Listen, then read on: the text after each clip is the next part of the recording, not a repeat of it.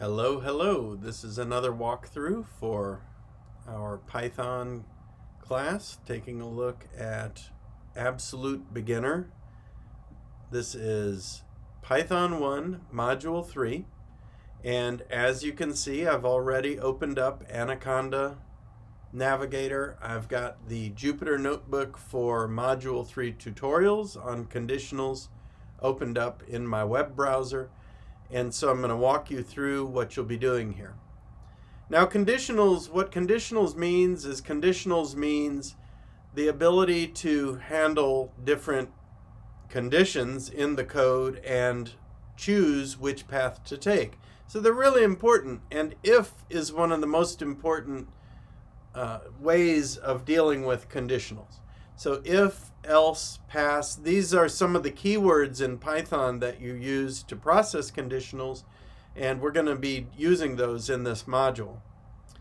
And to begin with, as you read through, you'll notice you have some different ways of doing this kind of stuff. You can see some Boolean string methods we've talked about a little bit because we learned a bit about object-oriented programming in our Calc GUI demo, and we know that a method is a function that is tied to an object definition, which is a class. And so the dot is upper or dot is alpha, they're called Boolean string methods because they yield true or false. So when you run those, you get a true or a false, and that allows you then to use the true or false as part of a condition to control the flow of your code. So that's kind of cool. So here we go. And so conditionals use true or false. That's easy enough. And there's some examples down here. By default, everything is true. So if I say if true, it's going to do it. So if I hit control return and I run that, and true means something to do. So I just ran a conditional that checked whether true is true. And by default, Python's runtime engine assumes true. So if you say if true, then that is always true. And if I say hot tea is true, then the same thing. It's saying, well, is hot tea true? Well, hot tea is true. And so there we go. Now remember, the default condition is true. So if I go down here and I test if someone I know and someone I know equals false, the default condition it's testing against is true. So actually it's not going to do anything. So let's do it. Let's do control return, and it said pass down here. It didn't do anything. But if I want to see that it did pass, I could test this and say pass executed, like that. And so now it's not only going to run pass, it's actually going to say pass executed. I'm going to hit control return. I'll be, look at that. And then if I change this to true and I run it again, it says how have you been? Isn't that interesting? So by default, it will test for true. And if this statement resolves to true, then it goes on and does this part of the code. If any of that fails, it goes to else and it does this other thing. Okay? And so down here where we change someone I know to true, now we see how have you been. But we already knew that because we saw it up above. So here you're going to run through the same kind of idea. So sunny today equals true, test if sunny today, and give proper responses. So I could have a test that says something like, if sunny today, print it is sunny. And I can run it, and there it is. How about that? And then it said use else. So I could go down here and do else. And remember, the tab is very important. The tab right here tells me that all of this code is subject to this if condition. If it were not tabbed, it would not work that way. So then I can do print it is not sunny, like that, and run it.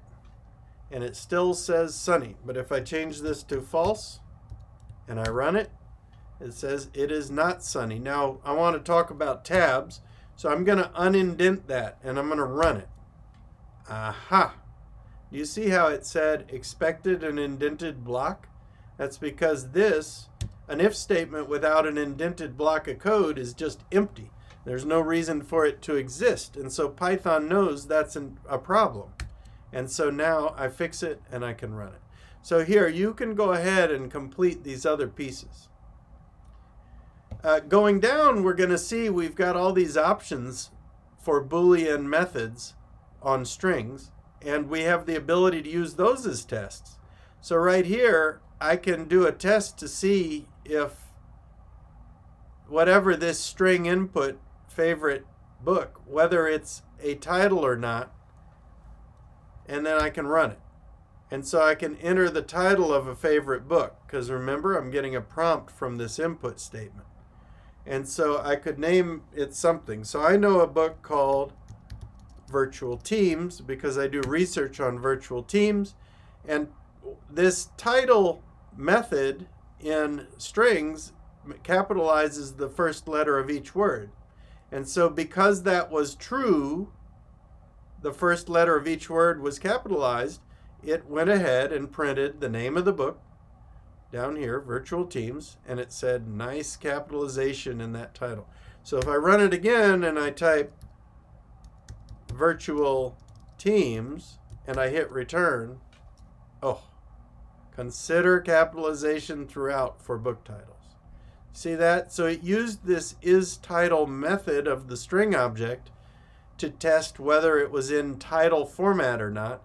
And if it was, it ran the first condition. If it wasn't, it ran the second one after the else block. Again, we can review this code and run it. So I can run here. Enter a positive integer, 4.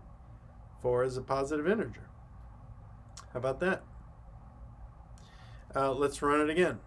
And so I'll run it again. And I'll put -4. And it tells me it's not a positive integer. So the isDigit actually looks for positive integers. That's something we now know. If it's not a positive integer, then it says false.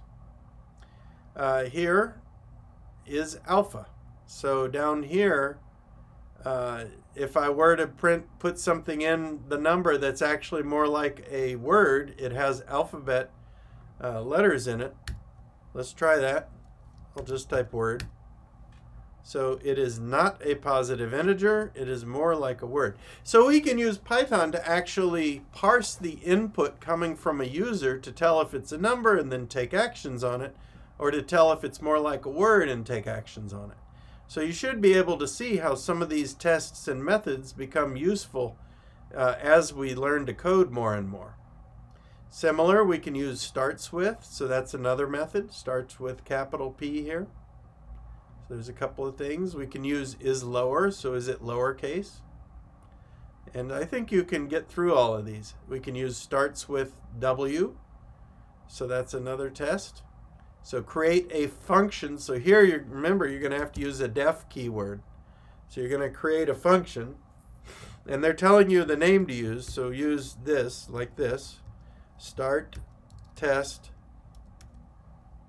okay, and it's going to what does it say? Start test if starts with W. Function should have a parameter for test string, so I would have to come over here and put in test string, and what does it do? The function is sufficient. Okay, and then print the test result. Print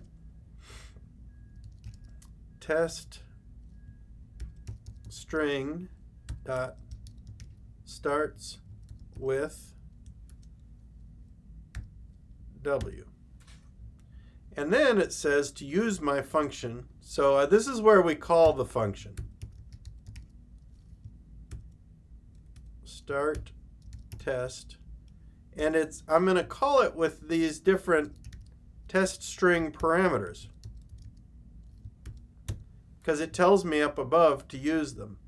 So I'm going to do that one. And I'm going to go ahead and get lazy here and just paste and do 2 and 3. So welcome starts with W, and these other two do not. Now notice I had a lowercase w. So what if I did, let's try adding a dot lower and run it again. Oh, Boolean object has no attribute lower. So I can't put my dot lower there because it's already giving me a Boolean. So what I need to do is I need to make my lower be inside of the Boolean. So I'll put it here. So hopefully what's going to happen is it's going to convert my test string to lowercase, and then it's going to test if it starts with a W, because Python works from the inside out. Oh, look, it worked. So this is called method chaining. I can actually put multiple methods together to save time and space. So remember, if I do this right here, I'm converting them to lowercase, and then I'm looking to see if they start with a W. And it turns out that test string 1 and 3 both start with a W in that scenario, so I get true, false, true.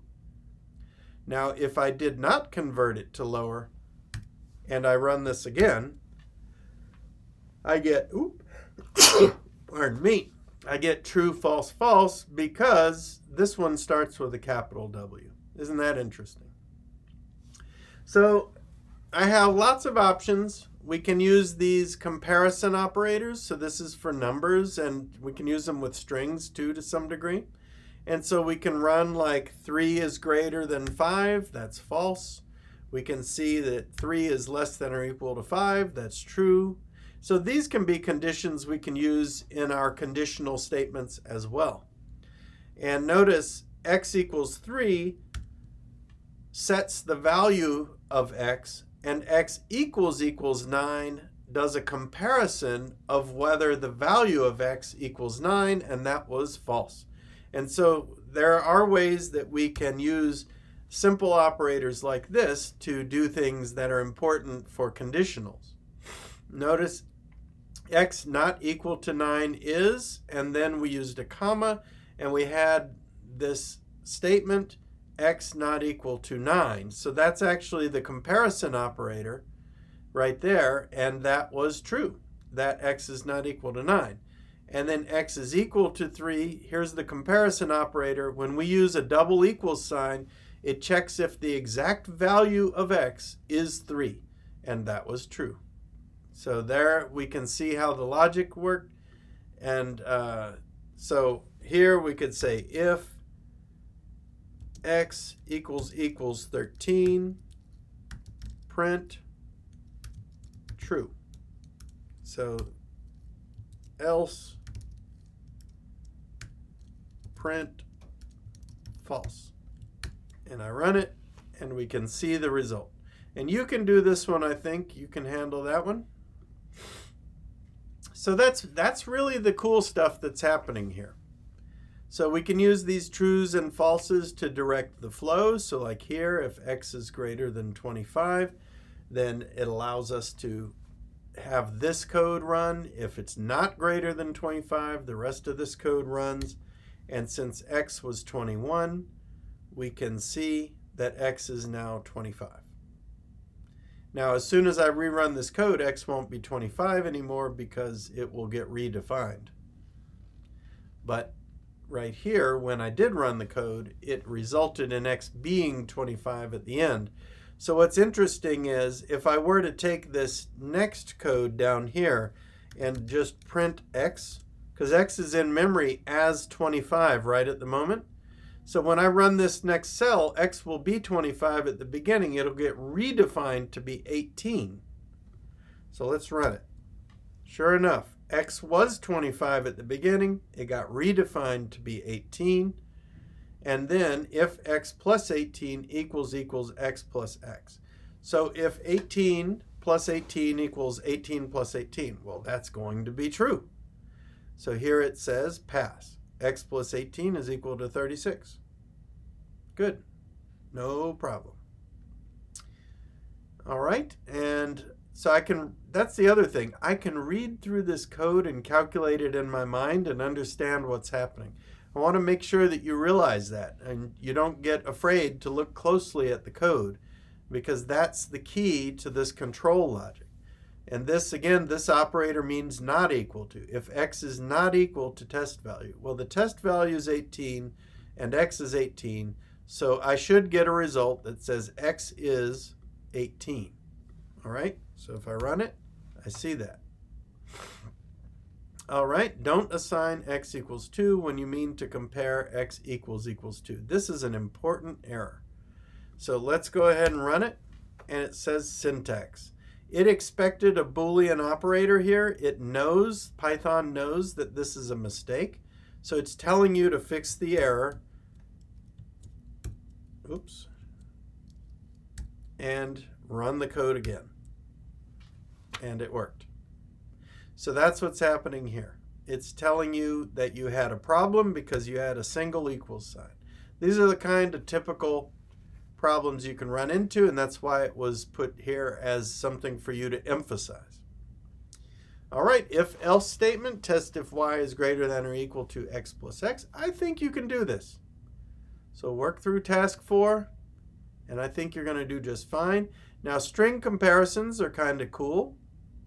We can use equals equals for string comparisons. We can use not equals. Remember, if you use a greater than or less than, it's going to go back to the definition of the ASCII code in order to run it. So see here, it says is minuscule hello less than the capitalized hello, and it said false.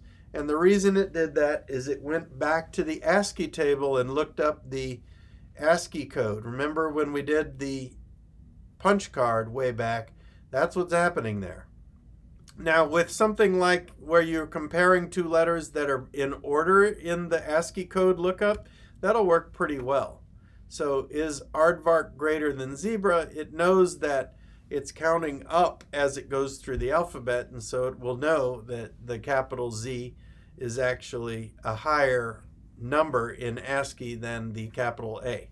And so that will work. And similarly, there are some other comparisons here.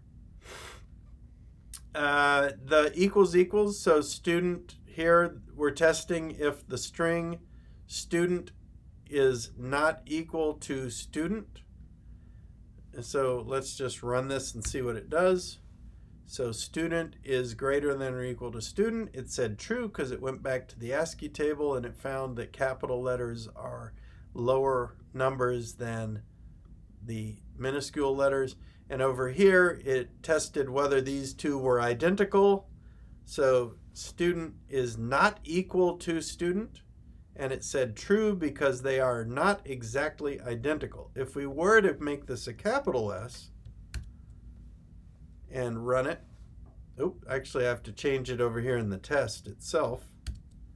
Now it says student not equal to student is false because they are identical, right? We changed the test over here so that they are identical. Hello world, so we can run that.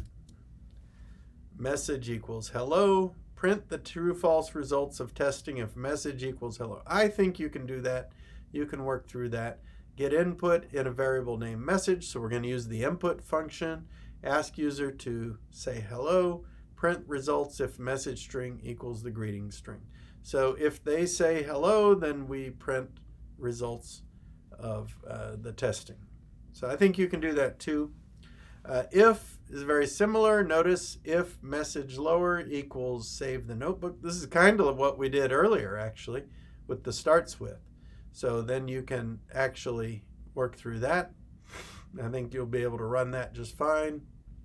Again, just run your control return or command return on a Mac, and you can run the example code. You can see what it does. And prediction.lower equals message.lower, so the message is save the notebook and prediction is save the notebook. They're the same, and here's our test operator.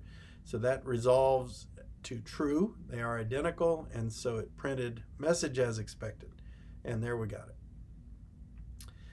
Get input, answer, ask user what is 8 plus 13. So we're going to put that into a variable using the input function. We know how to do that. Print messages for the correct answer or incorrect answer. So we're going to get the input using an input function. So there's going to be an input function up here. And then later you're going to use an if, and you're going to test if the answer was 21. And remember, the input returns a string. So you can test whether the string is 21. Or you could convert the user's input to an integer and then test if it is the integer 21. So that's up to you. Task 7, true-false quiz function. This is asking you to create a quiz. So it's telling you we're going to create a function. So define, remember, we're creating a function, so we have to have a def statement. It has 2 parameters. They're both strings. If I scroll up here, we're going to call the function with 2 arguments. It's a question string and an answer key. So it's going to be the question and the answer. So we're making a quiz. And, well, actually, it tells me over here to use correct answer because I'm reading here in the instructions. And so the default, should you save your notebook? So I'm going to go ahead and put in a default. I'll just do that. And the correct answer is, of course, true. So that's our default. That's our default question. So the input, it will be the user answer equals input. And we're going to use our question from this function, our question parameter, as our prompt. And then we're going to test if user answer equals correct answer. And if that's true, we're going to print correct. Whoops, as a string. Correct. And I could actually go ahead and do this. I could put question, answer. Oh, correct answer. Like that. And then if they get it wrong, I could do an else statement, and I should do print the correct answer was correct answer. Now, I've defined my function, but now I got to call it. So tf quiz, I can run it like that because I have defaults, and then I'm going to run it again. And I'm going to override the defaults by putting in my own question. Can I learn Python even if I am anxious and not sure of myself? And we all know that the correct answer here is yes, you can. Okay, I'm going to run it.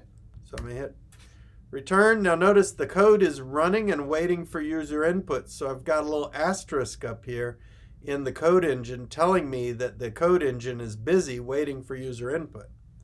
Should you save your notebook after edit?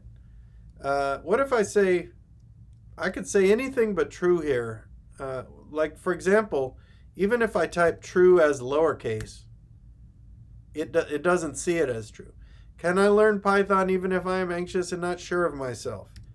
Yes. Yes, you can! Exclamation point. Correct. Can I learn it? Yes, you can. So now, do you see how that worked? I used my function twice. This is calling the function down here. We defined the function. And then down here, we called it. And we used it once with the default question and answer, and then once we supplied our own arguments, and those were fed into the function and ran. So it's pretty cool. Elif is like else and if together. It allows us to give some special additional options.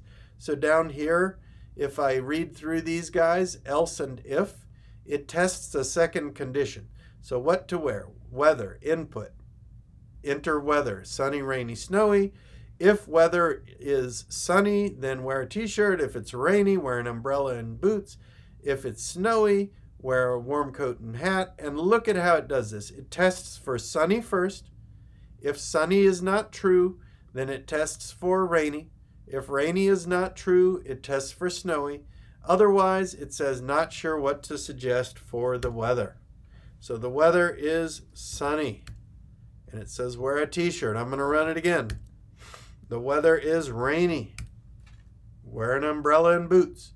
You see how the elif puts another subsequent condition after the if?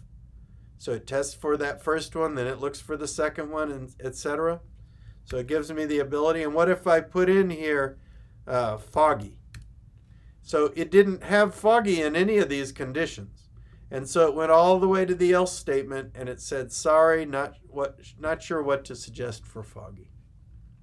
So we can do that too, and notice that we can do like a secret number game, so you can run this and see how it's doing it. Each time it got input from the user puts in a number. It tests whether that, by default, anything coming from an input function is a string.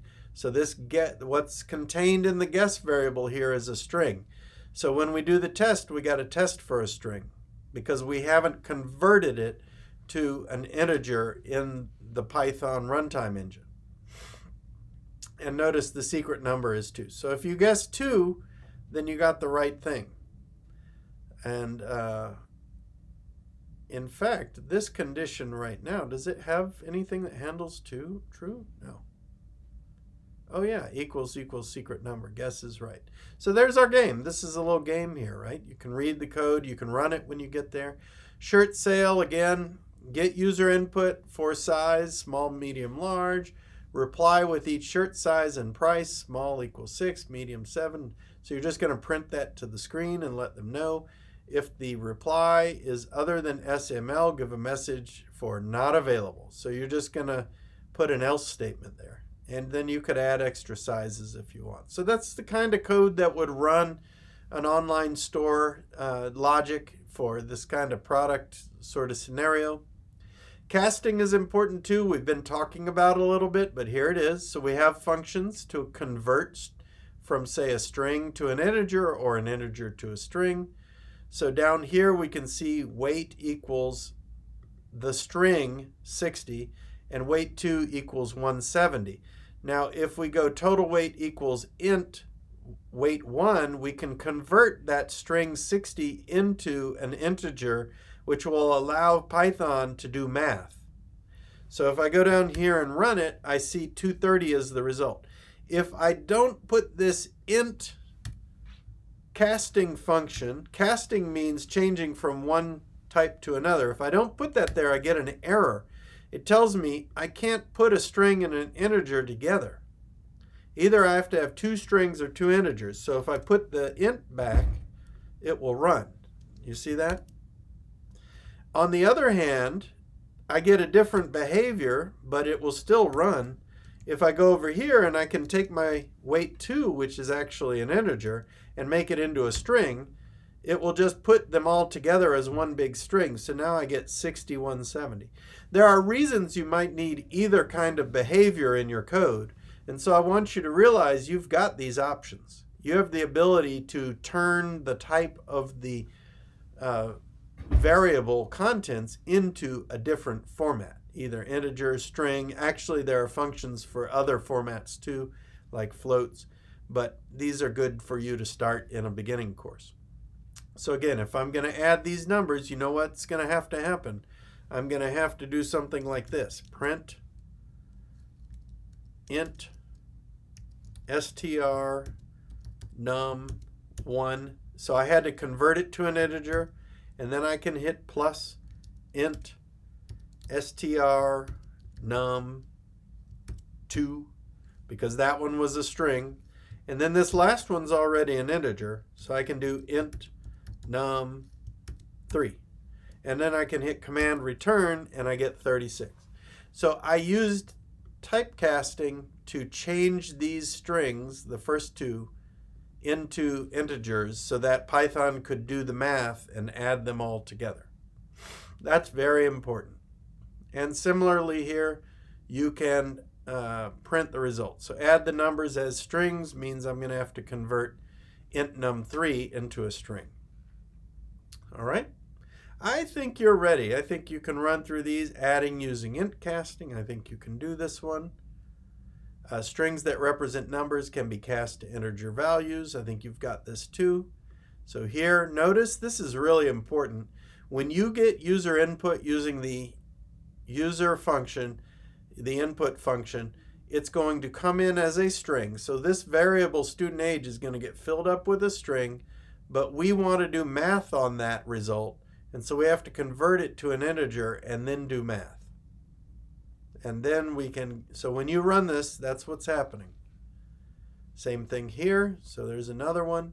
If we were to make a calculator, so code and test the get input of two numbers, cast the input, and print the result. So you can do that. This optional is pretty cool. You can check if the input is a digit. And if it's not, you could have an else statement that tells the user, try again. You have to input numbers, whatever kind of validation you want to use. This is important in code when you're getting user input to make sure that it's actually what it should be. So that's reasonable. We can use basic math operators. So we've been using plus, but we could use subtraction. We can use multiplication. We can use division. All of those work. And so you can see down here when you run this example, I can see that I get the result. So I can see 48 divided by 9. I can see 5 times 5. I can see that complex operations with multiple run through and work as well. So there you have it. We can define a function.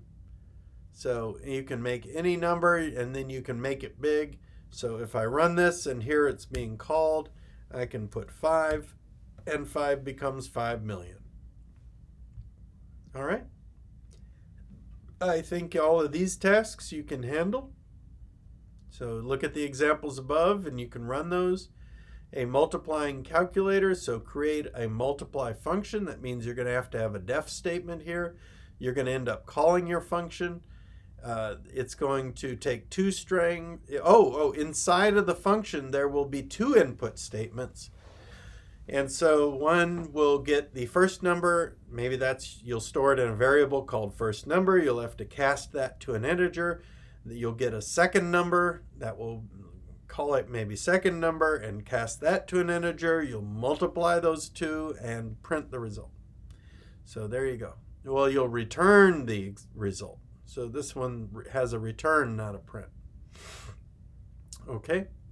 And then you can improve it by allowing them to choose to multiply or divide. So that'll be one of your operator parameters. Oops, sorry. Let me hit command return on my markdown to get it back so it looks good. And this one will allow you to let the user choose whether to multiply or divide. Again, I think you can handle that. That's going to take an if statement to figure out whether they're using multiply or divide and then perform the correct operation within your definition of your function here. All right, and then finally fix the error down here. When I run this, you see that I've got a problem. And if you haven't noticed, every time you do one of these statements, you have to have a colon. So what this one is saying is it's making you pay attention to that. These errors matter. So if I run it again, and it's hung right now. So see how I ran it without saving and I'm getting this star? If that happens to you, you go way back to the top of your Jupyter notebook and you go to the kernel and you restart and clear output. Well, you don't have to clear output, but you can restart without clearing output. But I cleared the output. And now I'm going all the way down, and there's nothing in here telling me that it's running. Now I can run it again. And again, I see the error. It says syntax error. It points to line 5 and tells me right here it's expecting something. It's expecting a colon right here. And so I need to go back. I need to know that a colon needs to go there, and I need to type that in. So with that, I'm going to wrap it up, and this has been your walkthrough of Python 1 Module 3.